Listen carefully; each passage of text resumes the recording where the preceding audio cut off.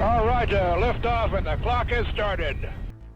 Hey everyone, I'm Tom June and welcome back to UK Space News. And of course, the big news from this week was that historic first launch from mainland UK soil by an orbital class rocket from Virgin Orbit down at Spaceport Cornwall in the southwest of England.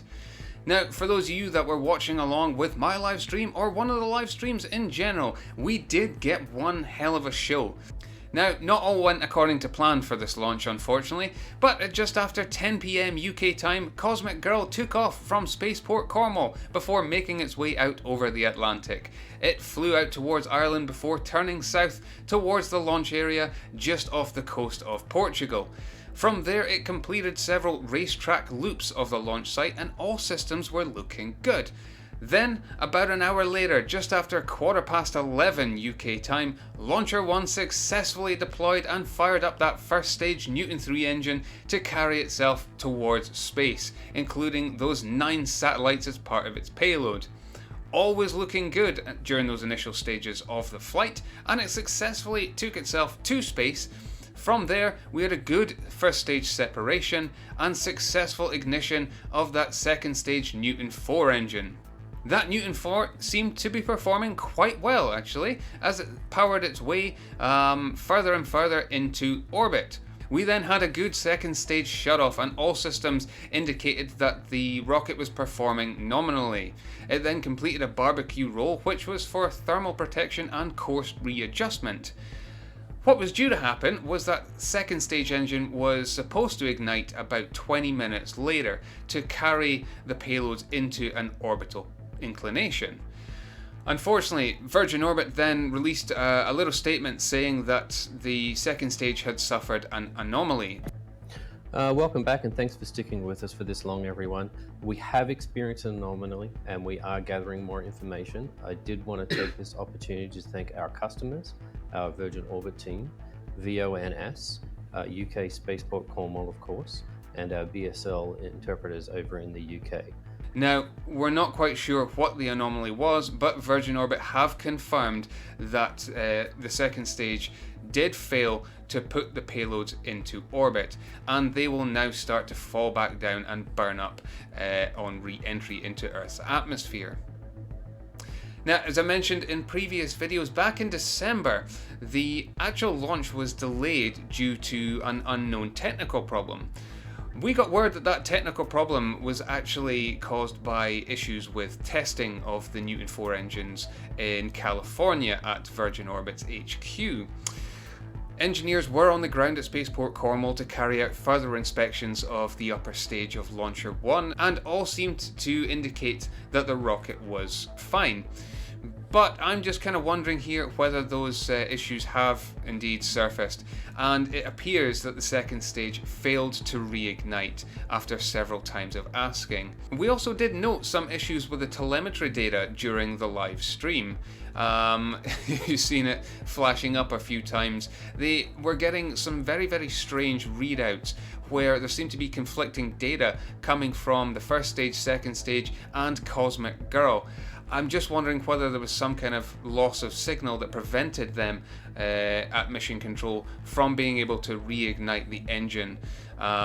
Whether it's a communication issue, whether it's a hardware issue, I'm sure that we will find out in the days to come. Obviously, for their clients, they are pretty upset about this. That's understandable. But once again, it does prove that space is hard, and just because you can make it to space doesn't mean that the entire mission is going to be a success. But I don't think we should despair too much, because I know in the UK we can be pretty pessimistic about these things. We can see it as a total failure, but I don't think it is. It's not abject. Look, this was a really good start to UK spaceflight operations. Cosmic Girl performed beautifully. The first stage of Launcher 1 performed beautifully. Indeed, we got the footage showing those plumes from that rear view camera, and it was incredible to watch.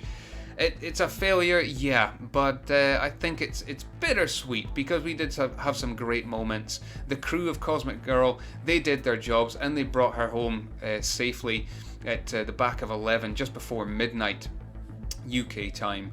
So I think we've got some great things to look forward to in 2023. Of course, we had that mission, but You know, we have the continued development of Saxavord up in Shetland, and I would hazard a guess to say that they are well on course for some kind of launch in late March or early April. Who that launch provider is going to be, we don't quite know at the moment. It was due to be ABL Systems with their RS-1 rocket, but throughout December and continuing in January, they are still having some big problems, and they haven't yet managed to get the RS-1 off the ground. I know the team are working really hard over in the United States, and hopefully they can find an issue to this problem. Astra, they are also having problems with their rocket, and indeed they have scrapped their version 3 rocket entirely. They're going to wait for development to complete on their version 4, and they're going to use that for their mission, so I would say that they're out. Do we get another Skyrora Skylark L launch here after the unsuccessful mission in Iceland earlier in 2022? I would say there's a possibility and maybe a good chance of them doing that while they continue to work on the Skyrora XL. Either way, you know, there is a launch pad that's sitting there up in Shetland ready to be used right now, so I don't think we've got too long to watch whatsoever.